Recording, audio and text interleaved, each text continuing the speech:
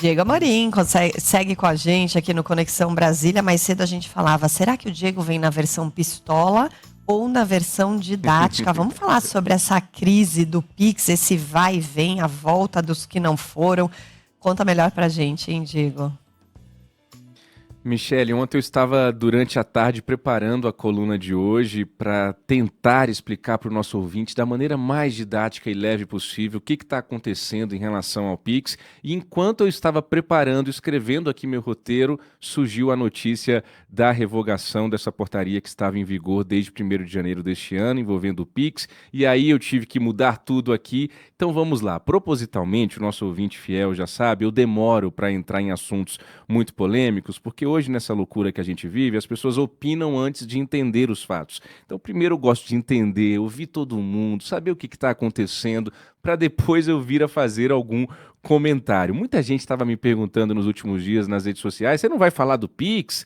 Mas perguntando já direcionado, era assim, você não vai falar da taxação do Pix? Você não vai falar da mentira contra o governo? Então vamos lá, todo mundo já se pronunciou.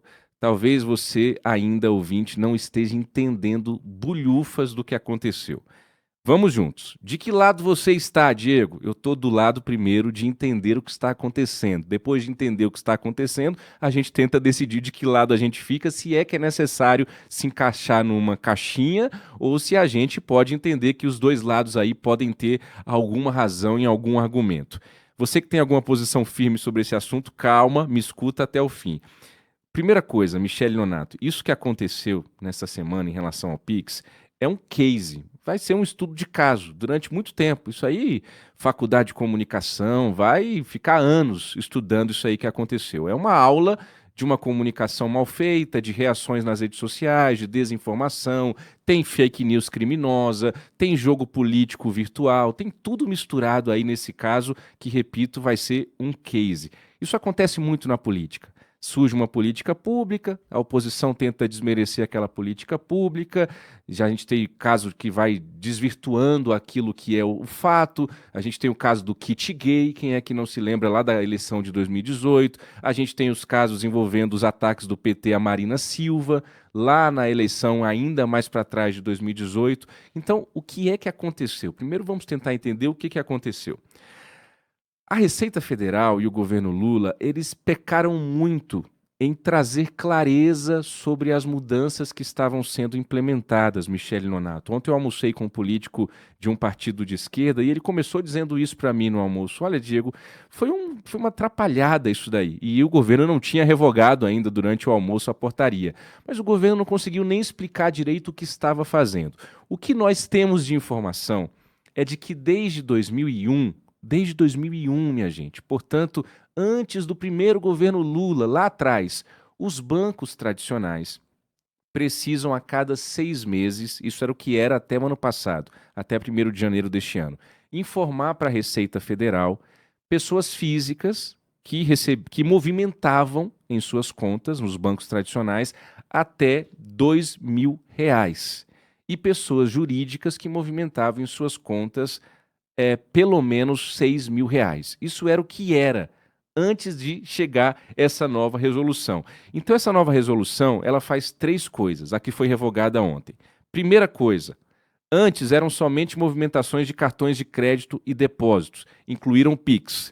2, mudanças em valores que são movimentados. Pessoa física mudou de 2 para 5, pessoa jurídica de 6 para 15. Essa foi a segunda mudança.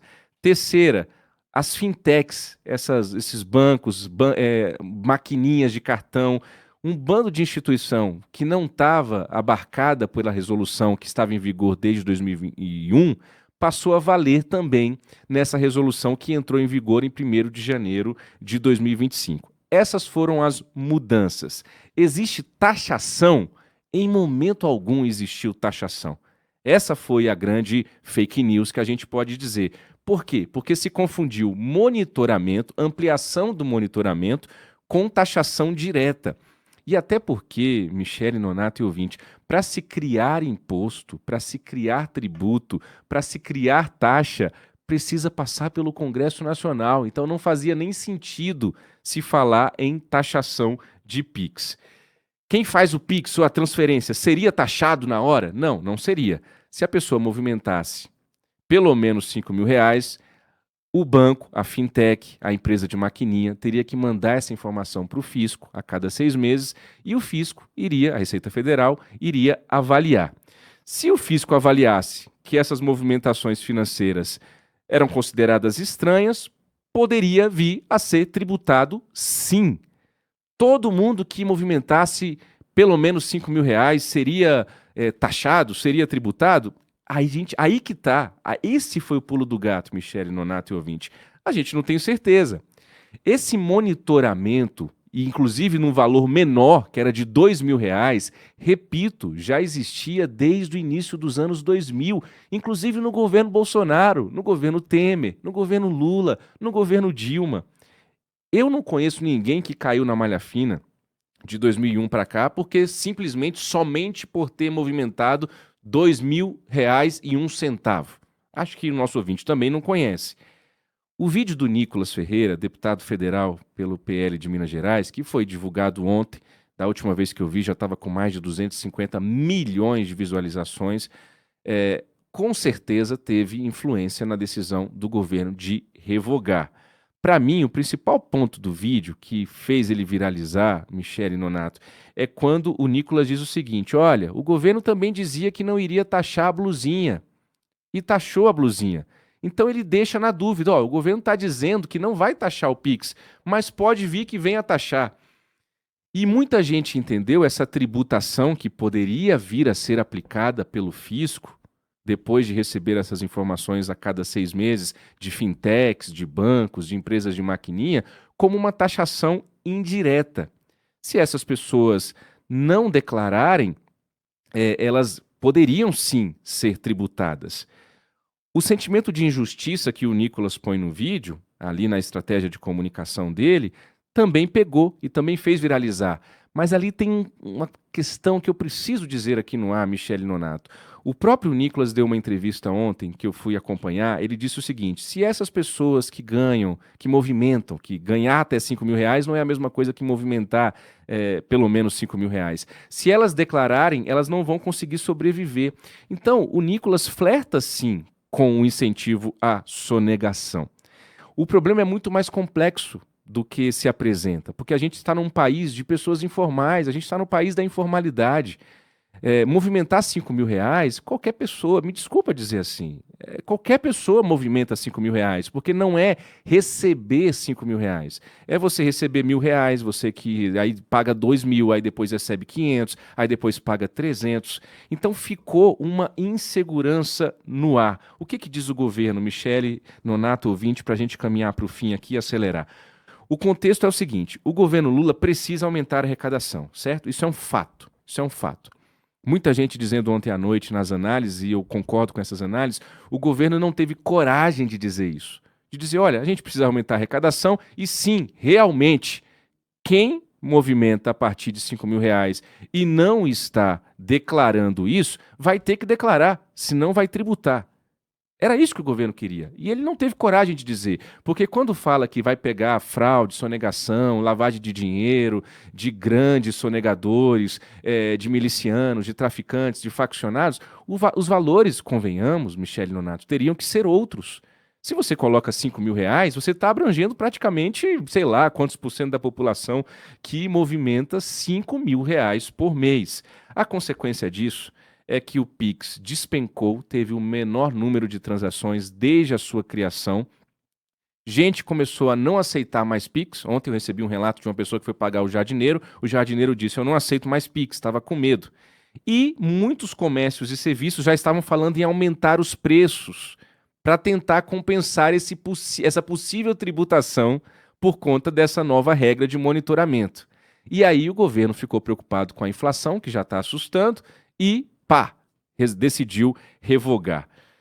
Muita gente falou assim também: quem está com medo é porque lava dinheiro, quem está com medo é porque é sonegador. De novo, não é tão simples assim. É um país de informais. A gente não pode fazer como o Nicolas fez, que é de incentivar a sonegação, mas o próprio deputado Luciano Bivar me mandou uma mensagem ontem à noite, Michele Nonato, dizendo o seguinte: Diego, só com Pix e TEDs foram 40 trilhões movimentados em 2023. É claro que isso daria turbulência, só um bobo não percebe isso. Ou o governo trata essa questão de maneira séria e transparente, ou teremos novos problemas. É preciso se adaptar à revolução digital que está acontecendo a partir do Pix. Foi o que me escreveu o deputado Luciano Bivar. A oposição conseguiu emplacar a narrativa de que o governo estava querendo arrancar dinheiro do mais pobre, estava querendo taxar tudo, de que o governo é gastador e depois quer ficar tirando dinheiro do mais pobre. Isso pegou, e pegou inclusive entre eleitores do governo atual. O impacto político disso é gigantesco, Michele e Nonato. Essa revogação de ontem foi horrível para o governo. Muitas análises dizendo, derrota do Fernando Haddad. É mais do que uma derrota do Fernando Haddad, porque a despeito da desinformação, sobretudo a desinformação criminosa, com golpes, a aplicação de golpes aí relacionados ao Pix nos últimos dias, o governo errou na comunicação e o governo, ao revogar, gera o questionamento legítimo.